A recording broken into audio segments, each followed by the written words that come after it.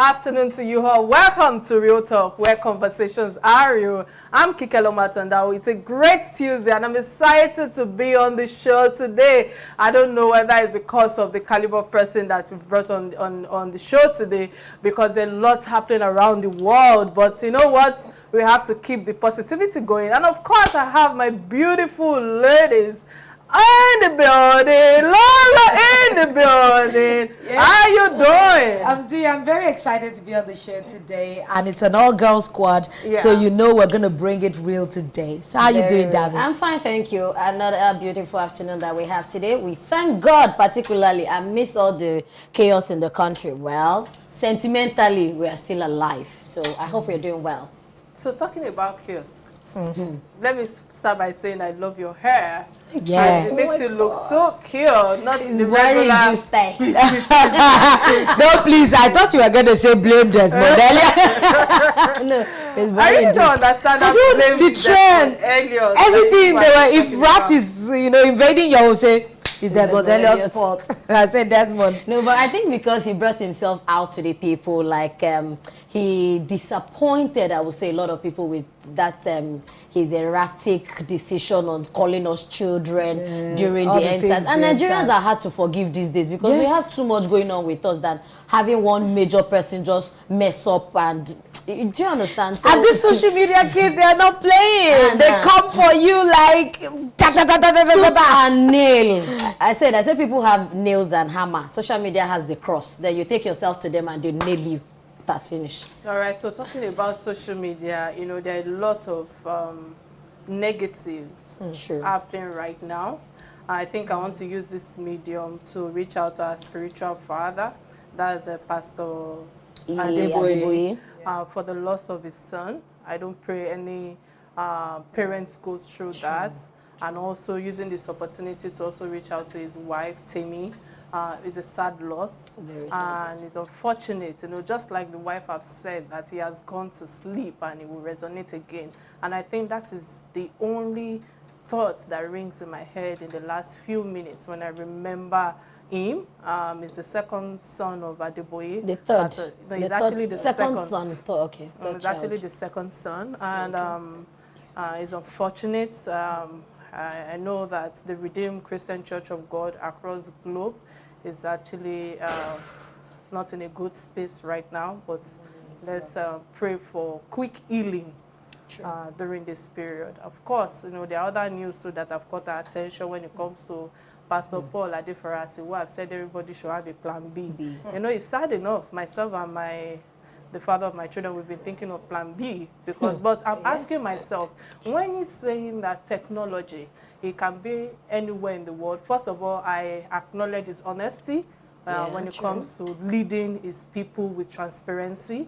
Of course, there are quite a number of people out there who do not have that opportunity to say plan B or plan F, who also do not have money to buy data.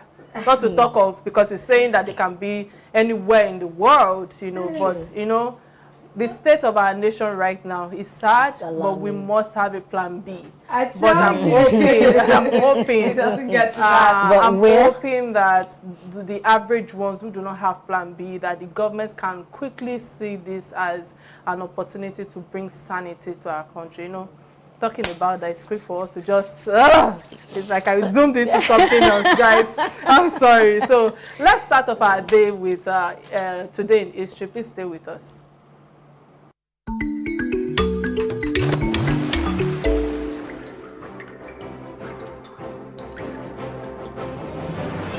On this day in history, Tuesday, May 11, 2013, Northern elders replied erstwhile leader Alhaji Asari-Dokbo, who said there will be war in Nigeria if their kinsman, Goodluck Jonathan, is not re-elected. According to them, the Jonathan sympathizers do not need to wait until their kinsman is defeated in 2015 to start the war. The Northern elders, under the aegis of Northern Elders Forum (NEF), made this known while withdrawing their support from Jonathan. Abdullahi, a former vice chancellor of Ahmadu Bello University, Zaria, Nigeria, pointed out that the North was dissatisfied with Jonathan's presidency. He says, and I quote, "We in the North are not going to support Jonathan in 2015 because he has done nothing for this country since he became president." End of quote, the NEF spokesman declared.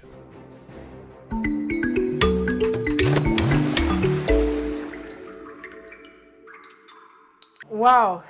On this day in history, Lolo, what's your submission on it? Well, as far as I'm concerned, a lot of people that spoke against Jonathan at that time have begun to, change their mouth in recent times. People would say, when you're still in position, of course, you're going to get a lot of opposition, and people are not going to agree with the way you run things, your government, how run your government or anything. But after that government has gone out of the seat, you find out that a lot of people will be telling you they prefer Jonathan's administration to this present one that we're in now. So it's a yin-yang for me. That's how it is generally. I think that it's who wears the shoe knows where it pinches. Like you said, we've heard it a lot of times. People were not convinced, they were not contented with the Jonathan's administration, and they were like, if the power comes back to the North, if the power this, if the power that. Now the power has gone to the North. Is it better? What's our score rate? What's our scoreboard? What are we recording? What is in it for us now? So we can choose. All right. Listening to both of you, this takes me to today being the 40th, anniversary of the death of Bob Marley. And his songs, most of his songs is about freedom, liberation, and the like. So I can connect it to on this day in history, listening to it, and it's sad that we are still talking about the same thing 40 years later. There's no freedom, there's no, we keep saying that, we are independent since 1960. Are we? Really? I doubt we are. Is there freedom of speech? The answer is no. No. We're quick to come after people who are lending their voices on certain things that is pertaining to the government. We have to hold people accountable, and there's just freedom of speech. There's no fundamental human rights. It's all these challenges we've been facing for over 40 years, and it still lingers on. But Lola, let me quickly ask you, what's your best song of Bob Marley? No woman, no cry. No woman, no cry. But even though I don't agree with the sentiment of the song like that, no woman, no I just cry. like the resonance of it. All right, I think I like Send Down the Rain. I like the Send Down the Rain and Majek, which actually, from the story of Majek Fashek, he drew a lot of inspiration from Bob Marley too. I read his biography when he died, and he said that was what formed him to also have that kind of song. And like you said, 40 years down, freedom of speech is allowed, but your freedom after the speech is what nobody can guarantee. So it's good to check and balance and talk in what we do not want to be on free. Imagine if Fela is still alive. I know. The remixes would have had remixes of it. Unknown Soldier would have had like the third remix now. Third version. And the children, I think, sorry to say, the young artists now are really, really following the footsteps of Fela and Nikolako Kuti in their songs, borrowing lyrics and some of the traditional style which he sings. So it's still encouraging. Nobody dies. Their works lives on. Yeah. All right. So that's the legacy that we are hoping to all leave behind. All right. Before we get into our discussion for today, let's take a quick message from our sponsors. Please stay with us. All right, welcome back. Since 1960, our dear nation Nigeria has witnessed different ups and downs in the area of security and economic outlook. The nation has endured years of crisis and insecurity which stemmed from events of the colonial period.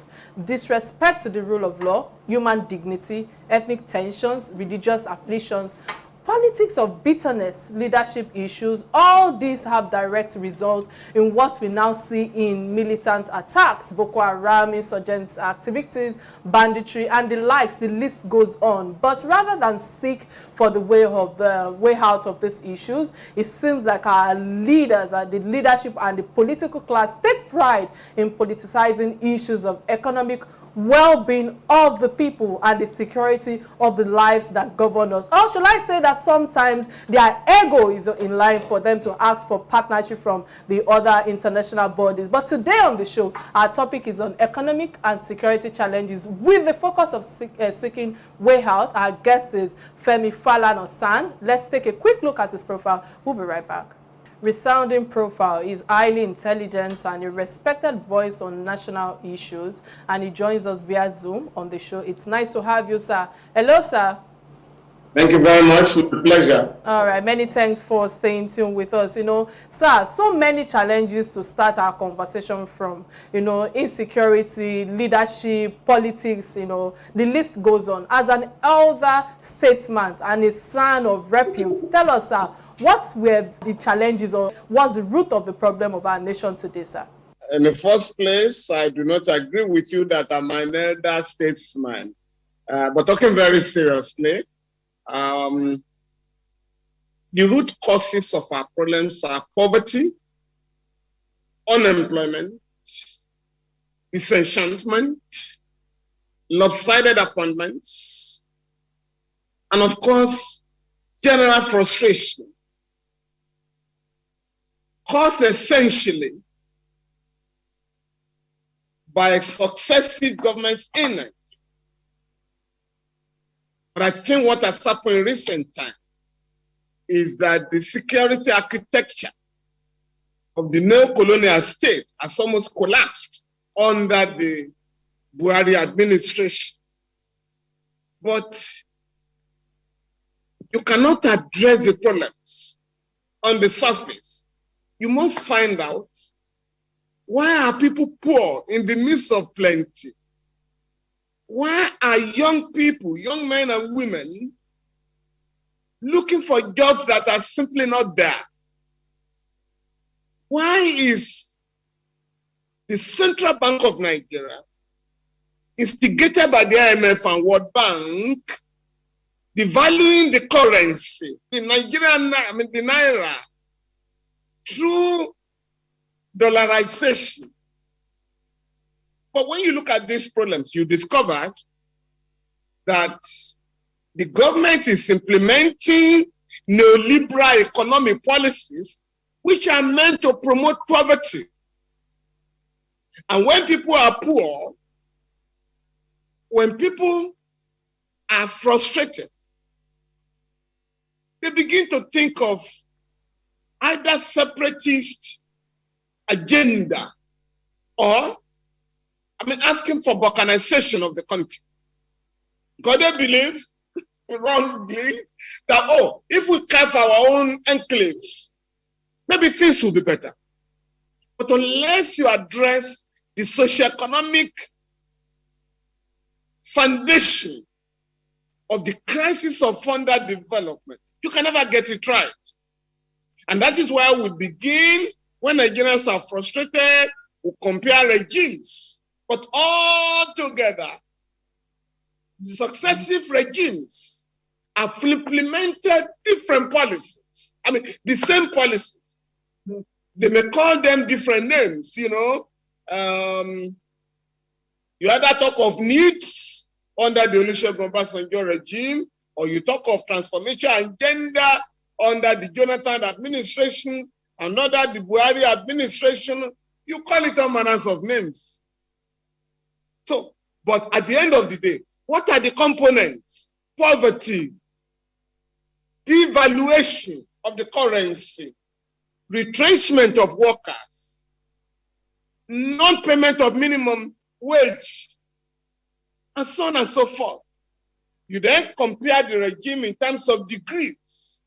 Which of them since 1999 has really respected the rights of our people? Which of the regimes in Nigeria has operated under the rule of law? Then you then begin to, oh, this one, you know, a regime you said was led by clueless president. It's not been embraced because you have a worse situation in our hands. And so it's exciting to hear you reel out all the challenges and the things that are the root cause of it has been our terrible Nigeria. Thank you, sir. SAN, it's so an honor to be with you on the show today. It's interesting listening to you talk about the serious challenges that we're facing and what you consider to be the root cause of it. These problems and the challenges that we are facing, it's been ongoing for years. And I'm wondering, that it seems that there is no way. I can't seem to see the light at the end of the tunnel. 2023 is upon us, and we're still wondering, where do we shop for the new leadership that can take this country out of this miry clay? Because it seems that this is like a quagmire of some sort. Where do we shop for the new crop of leadership? The two ruling parties, we have the APC and the PDP, are filled with these old generation politicians. So where are we going to get a new fresh breath to breathe into our economy or into the polity of Nigeria, sir? Well, this country has produced enormous human resources, human capital, developed human capital. But what has happened is that because we operate a system that does not reward merit, so Nigerians who have been trained by our country, particularly professionals, are running other countries, managing the affairs of other countries. If you travel around the world, even in some of the most developed countries, you discover that our medical doctors, our medical personnel, if they go on strike in some countries, there will be a crisis. The same thing with other scientists and other professions. But because they are not allowed to operate in our country, they check out to assist other countries.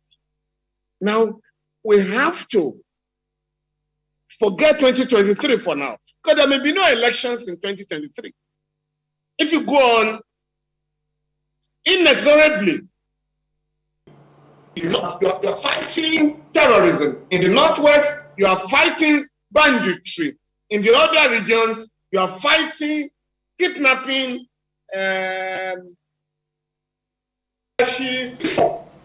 being waged by the military against young people who are dissatisfied with the running of the country.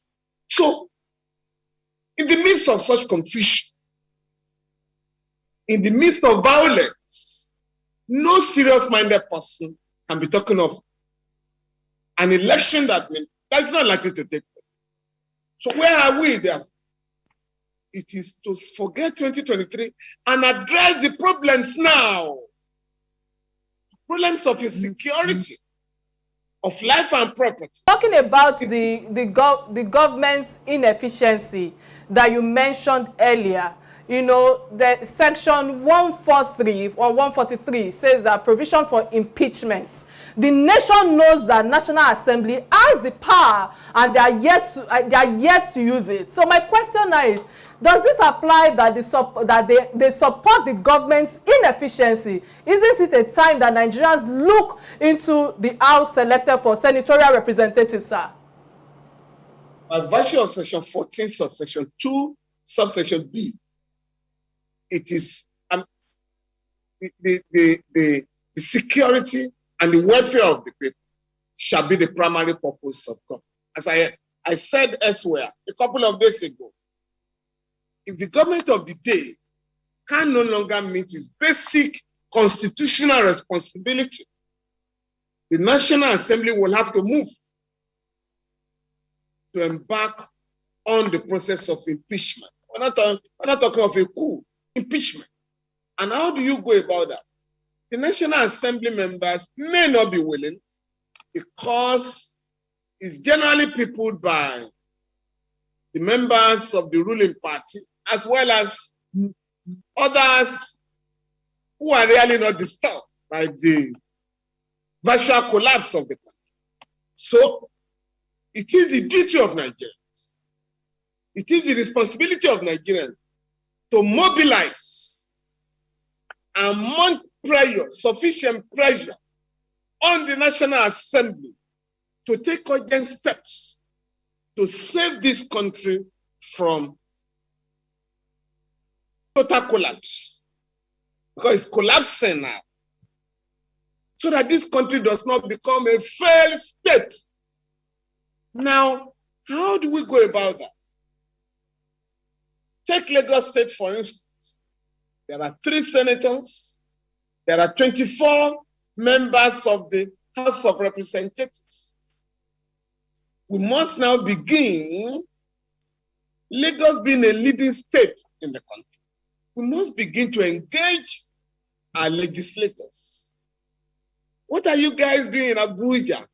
What are your solutions to the problems of insecurity in our country, problems of unemployment of our youths, and problems of rising criminality?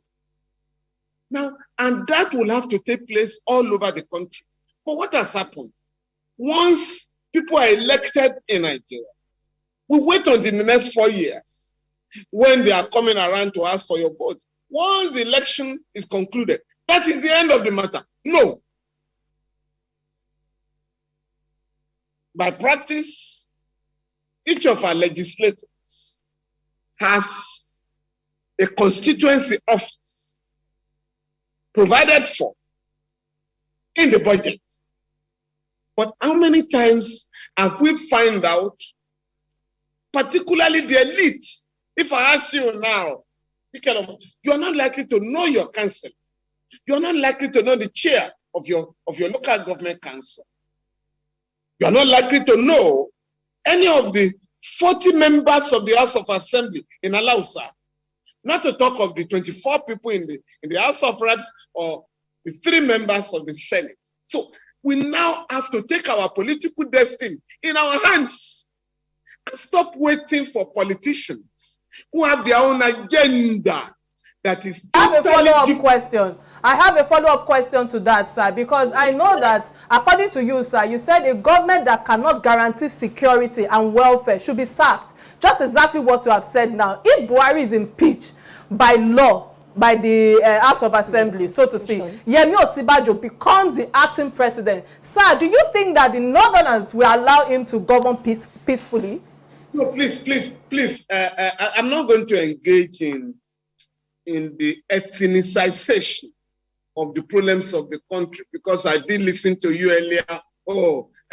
Northerners are saying, no, they are not okay with Jonathan. Southerners are saying they are not okay with Buhari. Please. When people rule the country, they are not representing their region. They are representing their class. President Muhammadu Buhari is not representing the masses in the north. And by the way, the northern parts of Nigeria were housed the largest poverty-stricken people in Nigeria. So when you have a northerner in power, yes, he may be representing his own class and ethnic group, or immediate, I want to call nepotism. But they are not representing the beggars on the streets and the destitute. They're not representing young people who are roaming the street in search of jobs. They are not representing the workers who are being sacked. I mean, take Kaduna State, for instance. Not less than 30,000 people have been sacked in the last 4 years. And you want the people there. There are quite a number of things that he has shared with us while he was having his while while we are still pondering on everything he has shared with us. It's just sad that our country is in a state of emergency and we are yet to declare that. All right, I'm told that he's back now. Hello, sir, can you hear us? Let me use this opportunity to open our phone lines for those who are just joining us. This is Real Talk with Kike, and thus far we've been discussing with and we've been talking about the economic and the security challenges facing our country. You can be part of the conversation by calling our studio line showing on your screen right now. And of course, don't forget to also make comments on our social media platform. And you can also connect to us on our Twitter page and of course our Instagram page. We are streaming live and you can be part of this conversation. Hello, can you hear us, sir? I can hear you. I had some disturbance, which I'm trying to All right. mentor. Can you hear me now? We can hear you very Perfectly. loud and clear, sir. I am saying that let us understand that those who are in power, representing members of their class, the bourgeoisie, and sometimes foreign interests, the IMF and World Bank, they are not representing the Nigerian people. So we must draw a line of distinction. I think that is part of the problems that we're even facing in the country when we talk about networking, communication, and we're still not having it good. Sir, I would like to pick my question from this angle. The change of service chiefs by the Buhari-led administration, is it making any change? Because we find out that, like Lolo rightly said now, and you also mentioned banditry, and there's swap of money exchange, the chaotic situation generally. Are these service chiefs going to proffer solution? Is there any possibility? No, no. You need to understand what is going on. And let me say this. The Nigerian Armed Forces have performed creditably well in United Nations-led peacekeeping operations, or even ECOMOG. They've done very well. But what has happened in our country is that money is earmarked to acquire weapons for the military to prosecute the war on terror. Unfortunately, the money cannot be accounted for. The other day, the Minister of Minister of Information, Alhaji Lai Mohammed, did say that the government was investigating about $15 billion that have been earmarked for arms procurement over the years. And again, a few weeks ago, the National Security Advisor did say that another $1 billion cannot be accounted for. And what is more, the troops that are fighting in the battlefield are not motivated, they are not equipped. And so, the insurgents are beginning to gain some upper hand. So it's not about changing service chiefs. Yes, it's good to change those whose ideas have expired. But even when you appoint new ones, you must give them the necessary enablement. You must give them the equipment. The National Assembly is no longer enough to simply, for the National Assembly to simply make provision or budget for arms procurement. Now you must follow up. You must ensure that the arms are procured and they are deployed without any diversion. Again, there must be motivation. You will recall that when the NATO forces, the West, was fighting some meaningless wars in Iraq and Afghanistan, it was a practice of the rulers, of the leaders of the United Kingdom and the United States to pay unscheduled visits to the troops, encourage them. But here, the president has never gone to address the troops, and that is not good enough. Nobody bothers about their welfare. That is not good enough. So, whereas our armed forces perform very well abroad when the equipment is there and when they are motivated, at home, we are being disgraced. The same armed forces cannot fight because the equipment is not available. Contrary to the provision of the Constitution, Section 217 provides that the armed forces shall be adequately equipped. But that is not what is going on in our country today. So unless you address this problem, the issue of motivation, the question of acquiring the necessary equipment, there's no way you can wage a modern war. You must develop your intelligence. You must develop your intelligence. You must have CCTV cameras in our cities. You must have tracking devices. You must have CCTV cameras installed, drones, so that you can monitor the movements of the enemy. But all this equipment cannot be found in Nigeria. So it's difficult to maintain internal security or deal with external aggression. You know, I can't help but ask this question. Governor El Rufai of Kaduna State says that students or pupils can stand as collateral damage. A very expensive statement, as far as I'm concerned. The life of a Nigerian has become worthless, you know. And Bala Mohammed also commented early this year that the Fulani herdsmen can carry AK-47. You know, I'm sorry again to divert to the northern governors because they seem to have a rather carefree disposition to our lives. So how can the opposing statements, you know, unite us, if I may ask? Again, I am not going to engage in this discussion if it's going to center around certain individuals from certain part of the country. I mean, again, let me tell you this.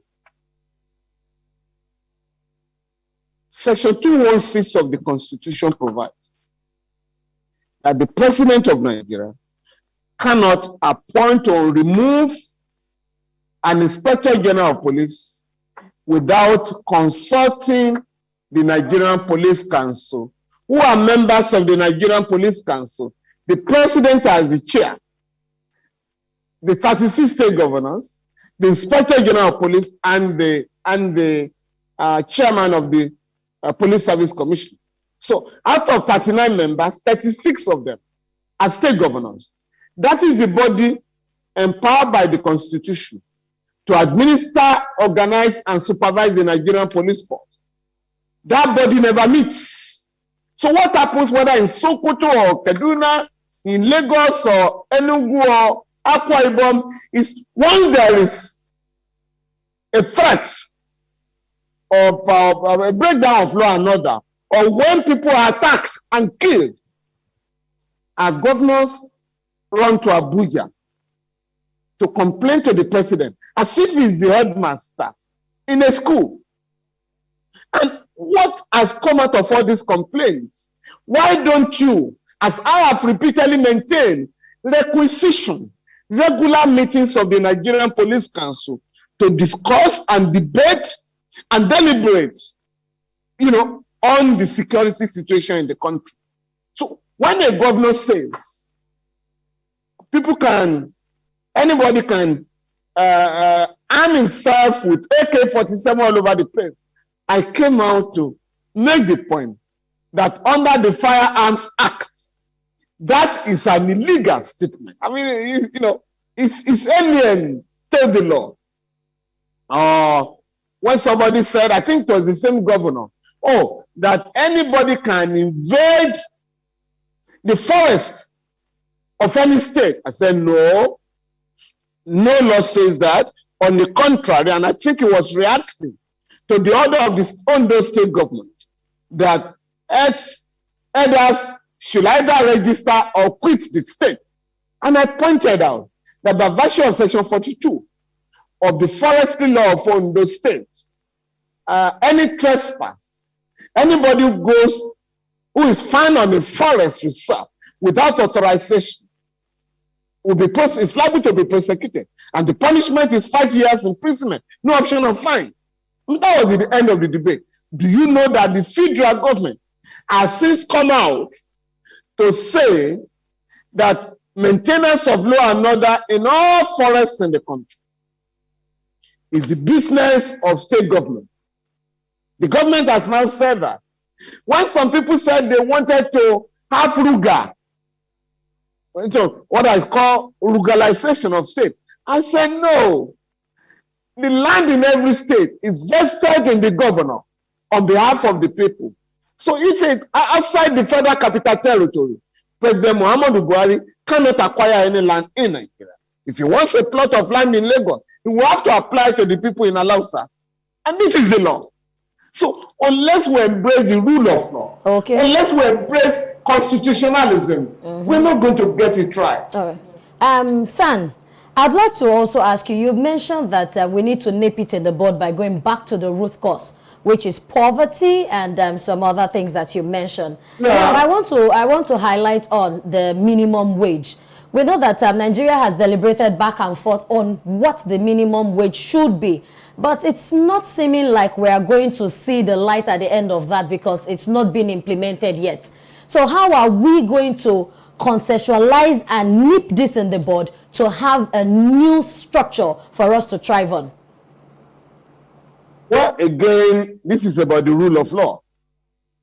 The Constitution provides that there shall be not just a minimum wage, a living minimum wage, which is not what has been provided by law.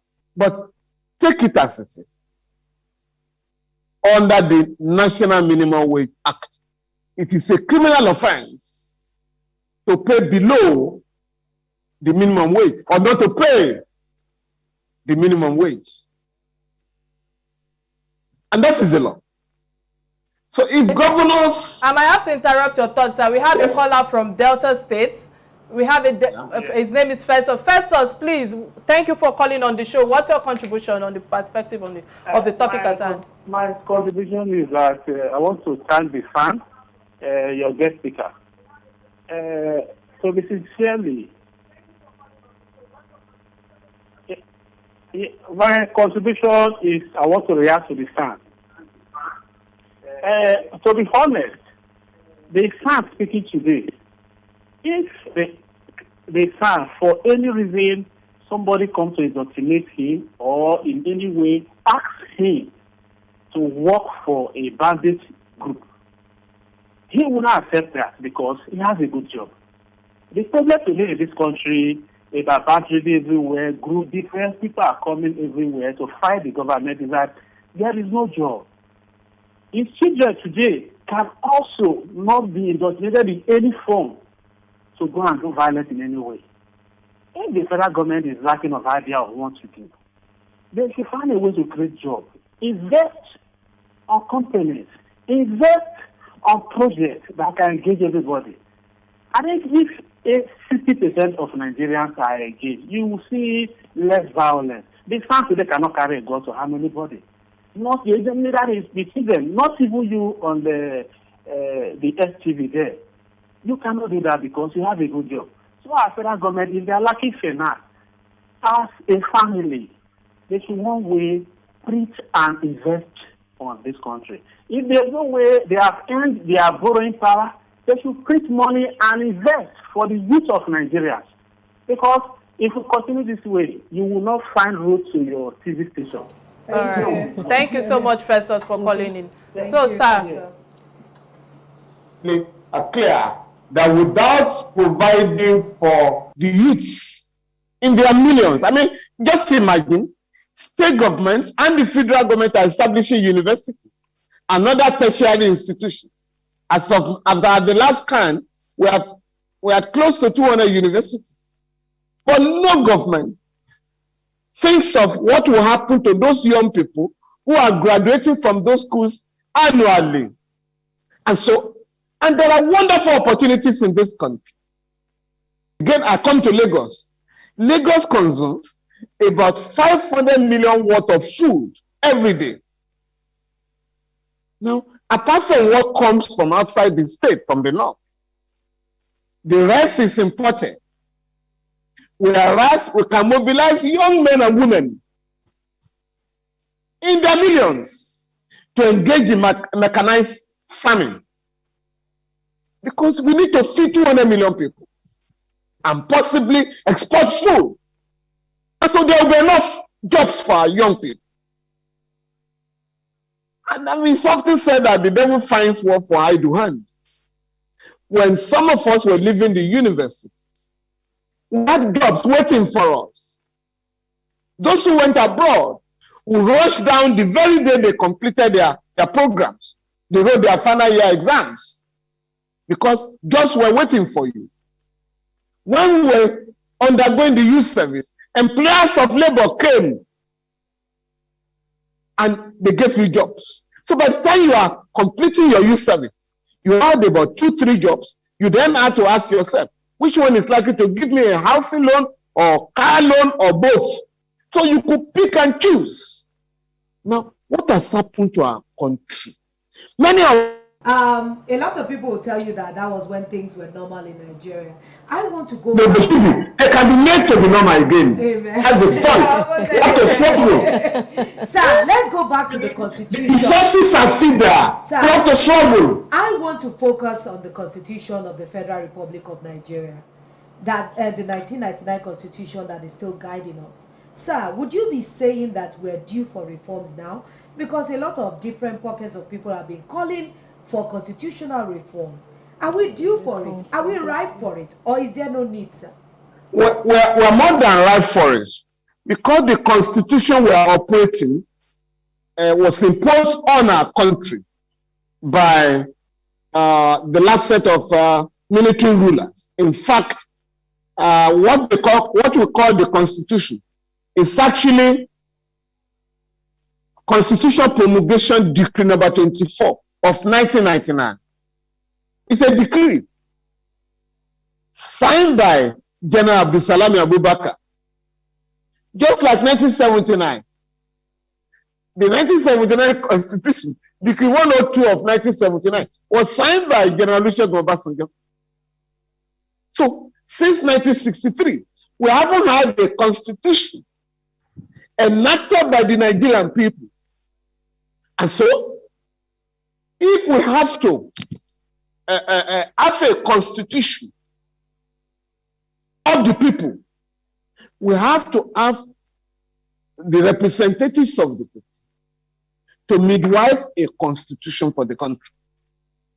But if you have imposed constitution, a decree that was enacted by military dictators for a unitary system of government, because you just said now, that the Constitution of the Federal Republic of Nigeria. Do you have a Federal Republic of Nigeria? You have a unitary Republic of Nigeria.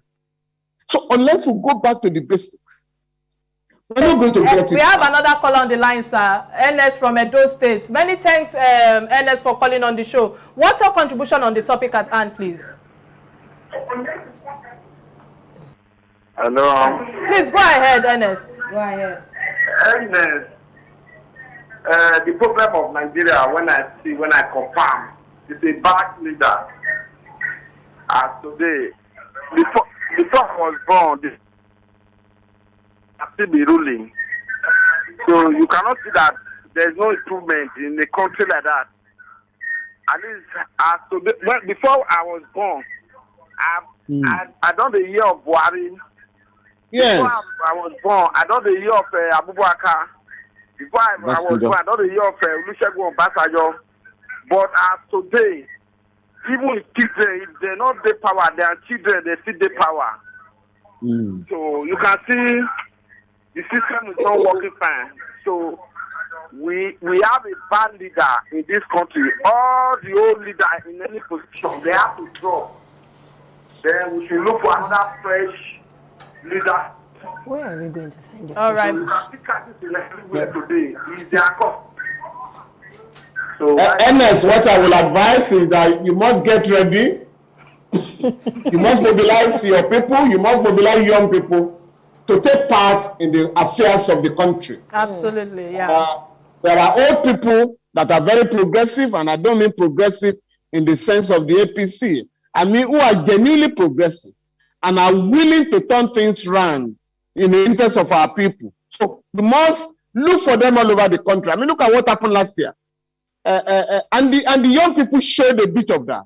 The organization of the NSAS protest, the organizational capacity displayed, the discipline displayed, has gone to convince people that if you had that kind of experience, I mean, to repeat itself during the election in this country, you know, it's not going to be business as usual. And I want to advise Nigerians, young people to learn from that crisis. Yes, sir. So, sir, listening to you, sir, you know, again, I cannot help but take you back here. IPOB are vehemently seeking a breakout by all means. They are tired of the One Nigerian slogan. They have taken arms against some of the governors, including Hope Uzodinma. So, what's the solution to this agitation in our country today, sir? Well, I think one of the callers made the point, okay. And I think I said it earlier. When young people are not educated, and when they have no jobs, what do you expect? And let me just make this point. The Child Rights Act was enacted by the federal government in 2003 under the Olusegun Obasanjo civilian administration. We mobilized the government, and in 2004, the Universal Basic Education, Compulsory Basic Education Act was enacted to make it compulsory for every child to receive education from primary to junior secondary school. 9 years at the expense of the state. About 25 states have adopted the law, but 11 states in the north, majority of them in the northwest and the northeast, have not adopted the child rights law. Because according to some of the state government, it's against our religion to have the child rights law. And what do they mean? By saying, everybody should be in school until you are 18. They say that's against our religion, some of the governors. But none of them will allow their own child to be married out under 18. So we must now mobilize our people in all over the country to ensure that every child is educated. And even for the southern states. Thank you very much, S.A.N. Thank you so much. We must not allow children to be on the street. Thank you very much, S.A.N. Selling granite and the rest of it. Thank you very much, sir. We wish we had a lot of time to continue to take your submissions on all the various challenges in the country, because they are quite enormous. If we had more time, it will not be enough. I don't know if we have time to get into our trending stories quickly. Yeah. So, sir, before we let you go, I would like to ask, sir, that, as a legal advocate, how can the law bring sanity and well-being to our dear country today, sir? Well, for all of us to embrace the rule of law, constitutionalism, and fight impunity. Fight impunity until we can restore law and order in this country. Our leaders go abroad, our rulers go outside the country, and they behave. But when they get to Nigeria, they believe there is no law. And so everybody behaves with impunity. So that has to stop. And we must ensure that criminal suspects are brought to trial so that their cases can serve as a deterrent to others. Thank you very much, sir. Many thanks for joining us today for our lunch show. Of course, your thoughts and your submission, of course, lending your voice to all the challenges we are facing thus far. I hope that the federal government will take from your words of wisdom to look for how to bring sanity to our country. Many thanks again for sharing part of your time with us during this interview. Bye, sir. Thank you, sir. This is unfortunate. I know that our time watchers, the time watchers, they keep telling me, you need to round up now, you need to round up now, we need to round up now. But, well, we've had a very engaging conversation. It just shows that we have a lot of challenges. And our challenges cannot be overemphasized any longer. What we need now is solution. How to get the solution to our nation is where all our thoughts should be. All right, many thanks. I think because we don't have enough time, there's one of our trending stories about the compensation claims for late Lagos-based chef, and that's to call for probe into a call center against death. And the death of these two ladies have been attributed to hospital negligence. And of course, Nigerians are seeking for justice to be served on the medical personnel responsible. I think Premier Hospital to be precise. The hashtag for for the chef is justice for Kpeju. Is unfortunate. I think that because of time, let me quickly give our submission that I extend my condolences to the family of Kpeju, and more importantly, of course, the Omolara as well. Of course, it's unfortunate loss. However, the key issues that needs to be attended is the fact that Lagos State government upon this case is taxing Health Facility Monitoring Agency, where they are asking where is the agency when it comes to scores of Nigerians being as in dying and the likes, and the tragic way of them handling things. And of course, the case calls for questioning, especially at the capacity and the quality of our surgeons and healthcare staff. Perhaps they might want to blame the people, but the best of them have all traveled abroad for greener pastures. Exactly. Plan B. Exactly. And that's where I think that the brain drainage and neglect of healthcare staff keeps going on and on. You know, I wish we have a lot of time to deliberate on this. But medical malpractice, I guess I guess that's how we have to round off.